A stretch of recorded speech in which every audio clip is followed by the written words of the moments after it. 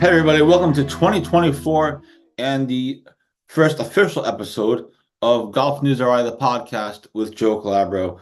Thanks everybody for tuning in. It's a bit of a rebranding of the Golf Dudes podcast. We're excited for that. And basically, it's going to be the same type of thing. The goal is obviously going to be to get interviews and get guests on throughout the year and the season. So hopefully we're going to start with that next week, hopefully, if things work out. So here we are. Hope everyone had a great holiday. Everyone had a great New Year, or has had a great New Year so far. And we're excited for 2024 to get going. So there's that. So a couple of things to get to today. Again, Golf News RI, the podcast, episode 1 here. The goal is going to be to have guests on and do interviews and conversations and stuff. So hopefully, again, we'll start that next week, or to have some sort of content on a nearly weekly basis to show off. So thanks to everybody for following along. Hope everyone enjoyed their holiday, and hope everyone enjoyed our end of year content. It's always kind of fun to put those things together, kind of see what stories carried the year, what people read. Obviously, some of the stuff is objective, like the reason to be excited for 2024 and things of that nature. But some of it is a lot of those, like the rankings, the top 10 stories and top 10 pro golf stories. That's all just kind of based off of views and reads and stuff. So hope everyone enjoyed that. Thanks for sharing them. Thanks for liking them. And I think our players to watch in 2024 are going to really have an impact. I feel good about them. Picking them. There are others that were in the mix that we could have put in. Certainly feel like I could have put URI's Bryson Richards as a player to watch in 2024 on the men's side, but I left it at Drew McLeod and Larry LaFauci respectively. So we're excited for those. Excited for the season to get here. Obviously, there's still a long ways to go. So there's that. So anyway, thanks to everybody on that. Big story this week. A couple of days ago, the East Providence Waterfront Commission unveiled plans for the Metacomet property. So the Metacomet thing is still going. 4 of our top 10 stories in 2023 were Metacomet related, which shows you how much of a story it still is. There's that. So the Metacomet thing, if you saw the video, it's on our website. We'll play it for you here in a minute. We'll play the whole video from the East Providence Waterfront Commission. So we'll see. Actually, I mean, watching the video, it looks like a kind of a Garden City type area. It actually looked, I'm going to get in trouble for saying this with the Metacomet people, but it actually looked kind of nice. If that is, in fact, of course, a video is a video, and then a video to real life is 2 different things. But with that said, it actually looked nice. Now, on our end, they didn't really show a ton of the golf course, if any of the golf course. They showed like half of like that one hole in like the corner of the screen that you can see. They have like their fake people on there. And I don't know what hole that would be. So they didn't really show much of the golf course. They mostly just showed the shopping center and everything else. So still waiting to see kind of an official completion of the golf course and what it looks like. It is our understanding that the course is done. All the work is done on the course and it's ready to open, other than regular golf course maintenance that every course goes through. So that's our understanding. But here's the video from the East Providence Waterfront Commission. So check that out, and then see you in about 2 minutes.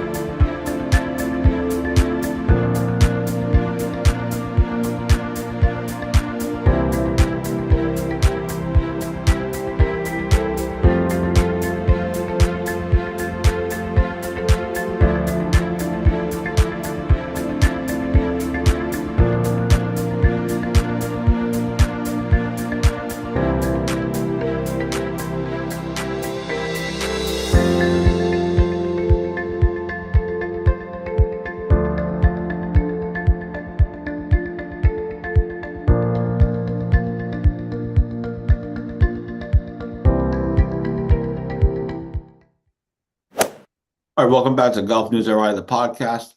That was the video of the plans to develop Metacomet, courtesy of the East Providence Waterfront Commission. As you can see, they have shopping centers and some residential areas and restaurants and other things. So it looks like it's going to be quite the build out.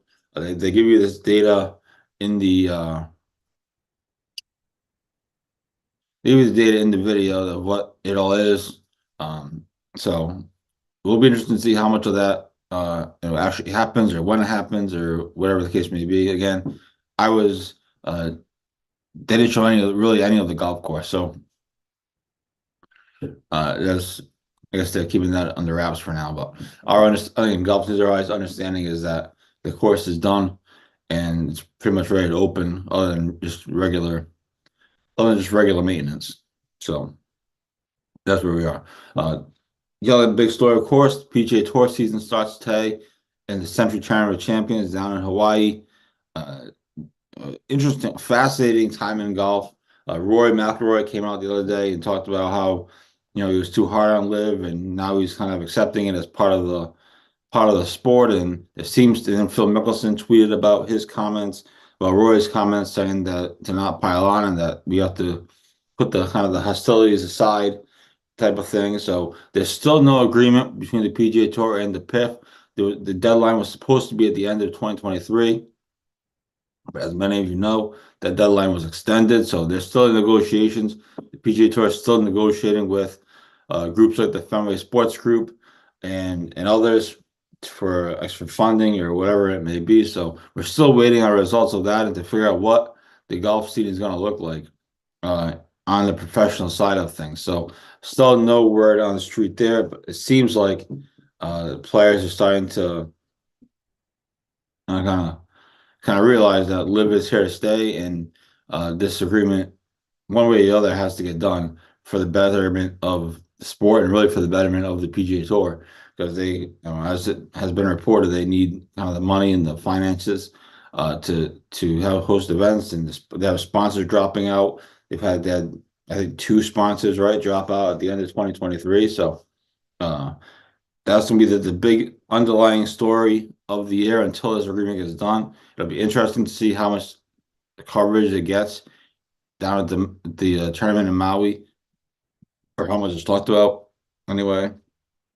And it feels like Jon Rahm leaving to LIV kind of was a turning point in kind of changing people's minds a little bit anyway.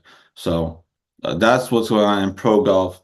And again, it'd be fascinating to follow along with throughout the course of the season. If and when this deal gets done, something's going to happen at some point. It feels like it has to at this point. So there is that. So the only other thing we should tell you about, you saw the article, our friends at Pin Golf are doing a January sale, a post-Christmas sale, 15% off pinned merch using our discount code GolfNewsRI. So if you need something, if you didn't get your Christmas shopping in, check out Pinned and buy some stuff using our discount code. We actually already had, because we get emails, or I get emails about sales with people using our code. We actually already got, I think, 1 or 2 yesterday, so that's pretty good. But anyway, so thank you to everybody for that. And yeah, so this is 2024. Super excited for the year. Obviously, highlighted by the U.S. Senior Open at Newport Country Club, and then the LPGA Tour in Boston, plus all the other events as well. The amateur at Warwick, which should be great theater. Davis Chatfield and Patrick Welch start their seasons next week. On the Korn Ferry Tour, their second seasons. For Chatfield, is his second full season, and for Welch, obviously, it's his first full season. So that will be fun to follow and see how they do. Again, see if they can get the PGA Tour cards, get a win. We'll see what happens. But that'll start next week.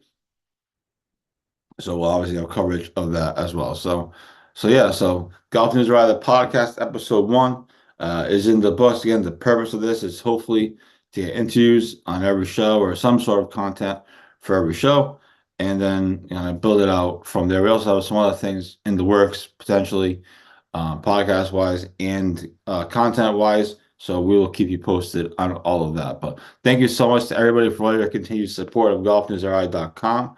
We did over 270,000 page views in 2023. I personally was hoping to get to 300,000, but we fell just short. And we again looking at some of those list top 10 stories and such.